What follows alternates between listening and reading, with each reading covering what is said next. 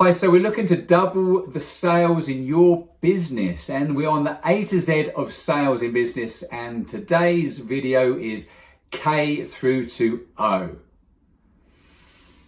Hi, so I'm Nick Gray, the business coach, and I work with business owners to help them work less and live more and have a better business. Now, sales is an important part of any business, and it's just one aspect. For videos and how-tos on all sorts of other parts of the business, click subscribe just now and you can see those direct in your mailbox, and feel free to unsubscribe if you don't like them. So moving on to the K to the O of sales in a second. First of all, we need to understand, although these are sales techniques, they're purely designed to help people buy. We're not trying to manipulate anybody. We're using this to get a win-win for our clients and for us. So with that understanding, move on to K on the A to Z of sales. And K is for know, like, and trust. So if you've been used to networking, you've probably come across this in some networking groups. Build that know, like, and trust. People will only care about what you know if they know how much you care. Now, how do you do this? So one method would be to record videos. Videos are a great way for people to get to know the you and whether they like you or not, and they can get to know you a bit better on that as well. Also, the bigger the ticket item that you're selling, the more touches you need in your sales process. So during your sales process, there might be ways of you communicating with them, getting them to do something, different conversations, Zoom calls, etc. We'll talk more about that in the sales process. L is for listen. Listen is probably one of the most important parts of sales. We'll come on to questions in another video, but L is super important. So have you ever had a conversation where somebody has been, you've been talking and you get the feeling that they're not really listening? This is the case very often where people are either they're waiting for you to finish so they can say their point of view, or they're not even being present, they're thinking about something else. So how can you make people feel listened to? And that is a fundamental need of human beings, is to feel understood. Well, the first way is to repeat back to them what they've heard, what you've heard them say. That gives you an understanding that you've got it right, but also makes them feel understood. And also just being present. So mindfulness and meditation is a great tool for increasing your ability to be present in a conversation. So M then is mindset. We've touched on beliefs in a previous video, but mindset is stronger than that. Now, Jeffrey Gitomer, who's probably the greatest speaker on sales globally, his book, The Sales Bible, had 10.5 commandments of sales in that. And number 2 was believe. Believe in your product and service. Have a super hard and fast belief in what you sell. If you're not totally convinced that you've got the best solution for your customers, then that's going to come through negatively in the sales process. So if you haven't got that hard and fast belief in your product and service, then look into your business, speak to that department where you're lacking your confidence, and see what you can do to improve that. Have confidence in your product, your service, and the people who are providing it in your business.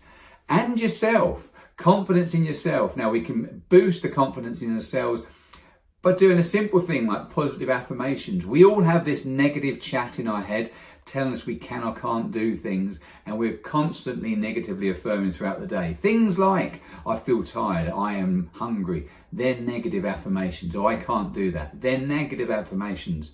The most positive affirmation I could think of was Muhammad Ali, where he used to say, I am the greatest, until he believed it. And you could be the same. I am a great salesperson. Continue to say that and your brain will be convinced of it. And when it comes to the sale, you'll be convinced of it as well. So N stands for, in our list here, is NLP, which stands for Neuro-Linguistic Programming, or the language of the mind.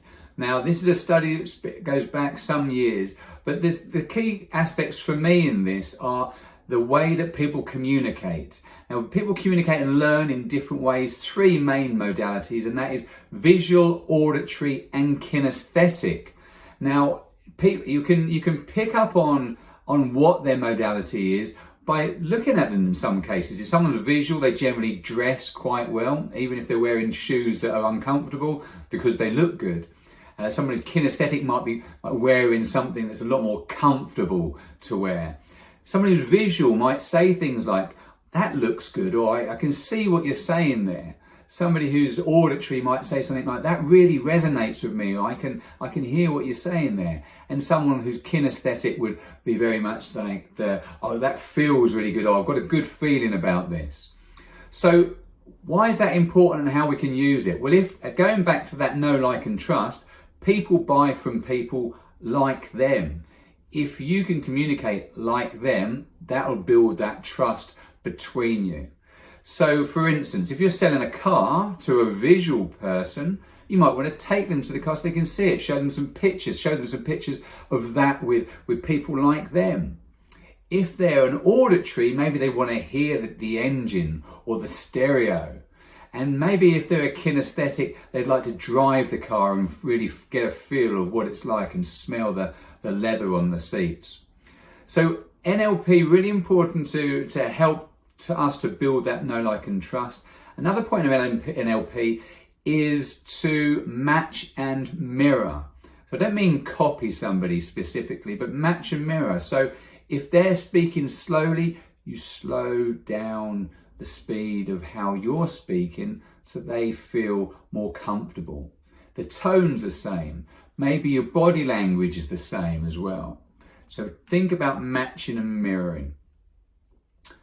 O stands for objections. We touched on feel, felt, found in a previous video, but objections, what I want you to understand is that objections is just your prospect questioning you because they're interested. If they weren't interested, they'd probably just say no. But objections, think of it as a question because they're interested. So what do we do and how do we overcome that? So with objections, first of all, we want to make them feel right. No point if they say it's too expensive, disagreeing with them. That's the worst thing you can do. First of all, we want to agree with them and make them feel right. I can totally see how you'd feel like this is too expensive. You're absolutely right. Then isolate it. So let me get this right. If that's the only challenge, if it wasn't for that, then you'd be okay to go ahead. Yes. And then finally, ask a question. So could we spend a bit of time just going together to see if there's a solution that we can get around this? Or think of a question you can overcome that with. So agree, isolate, and question. So just to recover what we covered today, the K is for know, like, and trust.